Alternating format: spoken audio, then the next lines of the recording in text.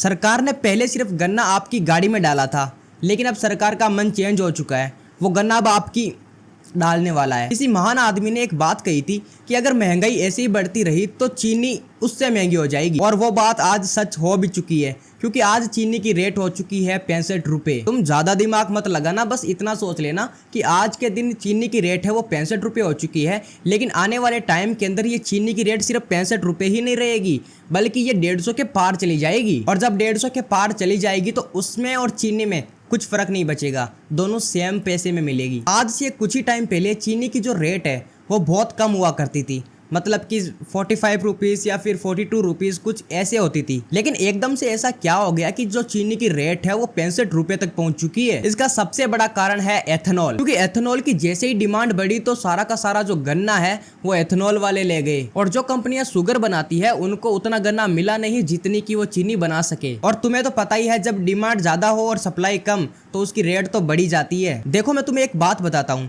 आज से काफी साल पहले 2017-18 के अंदर मैं मेरे गांव की दुकानों से चीनी लेके आता था, और तुम्हें पता है उस टाइम चीनी की रेट क्या थी? 27 रुपीज। अब तुम लोग सोच रहे होंगे कि भाई उतनी पुरानी बात हमें क्यों बता रहा है, तो इसका भी कारण है, क्योंकि सरकार ने जब लोगों से सवाल किया तो सरकार बोल रही है कि एथेनॉल की वजह से कोई भी चीनी का भाव नहीं बढ़ा है, क्योंकि महाराष्ट्र, उत्तर प्रदेश, कर्नाटक जैसे शहरों के अंदर गन्ने की खेती की जाती है बड़ी मात्रा के अंदर, एंड वहां पे जब खेती की गई अब की बार तो वहां पर मानसून अच्छा नहीं हुआ, जिसकी वजह से गन्ना खराब हो गया। ज्यादा बारिश हुई, उसकी वजह से गन्ना खराब हो गया। साथ ही में गवर्नमेंट ने बोला है कि गन्ने के अंदर रेड रोट जैसी कुछ बीमारियां हो चुकी है, जिसके अंदर कुछ कीड़े लग जाते हैं, एंड जो गन्ना है वो अंदर से रेड हो जाता है। और साथ ही में एक रीजन और दिया है कि अभी दीपावली आने वाली है, गणेश चतुर्थी आने वाली है, दशहरा आने वाला है, तो इस गन्ने की डिमांड बहुत ज्यादा बढ़ जाती है, जिसकी वजह से रेट ज्यादा बढ़ गई है चीनी की। भाई दशहरा तो पहले भी आता था, दीपावली तो पहले भी आती थी, इतने तो नहीं बढ़े। साथ ही में उन्होंने बोला है कि जब दीपावली वगैरह आती है तो वहां पर मिठाई बनाने के लिए गन्ने की जरूरत होती है,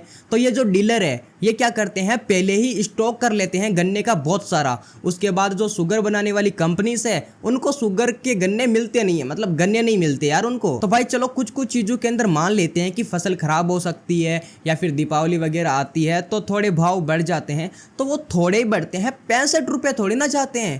पहले चीनी 45 रुपीज थी, एकदम से 65 रुपीज कैसे चली गई? इसका सबसे बड़ा कारण यही है कि जो गन्ने की खेती करते हैं लोग, उनसे सारा का सारा गन्ना उठा लिया गया है और एथेनॉल की फैक्ट्री में चला गया है, क्योंकि हमारे देश के अंदर एथेनॉल की जो डिमांड है वो बहुत ज्यादा बढ़ चुकी है। एथेनॉल को ही खरीदा जाता है, पेट्रोल को तो कोई खरीद ही नहीं पाता ना, मतलब कि एकदम 100% पेट्रोल को कौन ही खरीद रहा है? E20 खरीद रहे हैं सब लोग। 100% जो पेट्रोल है उसकी रेट 170 रुपये है। तो इसीलिए जब एथेनॉल ब्लेंड होता है तो उसकी कीमत बहुत कम होती है और लोग उसे ही पसंद करते हैं, चाहे पसंद करें या फिर ना करें, लेकिन उनको एथेनॉल खरीदना पड़ता है, E20 उनको लेना पड़ता है। तो सीधी सी बात है कि जब डिमांड बढ़ती है तो रेट भी बढ़ती है, और इसीलिए मैंने बोला था कि किसी बंदे ने बोला था कि महंगाई अगर ऐसे ही बढ़ती रही तो वो उससे महंगी हो जाएगी, मतलब चीनी महंगी हो जाएगी उससे।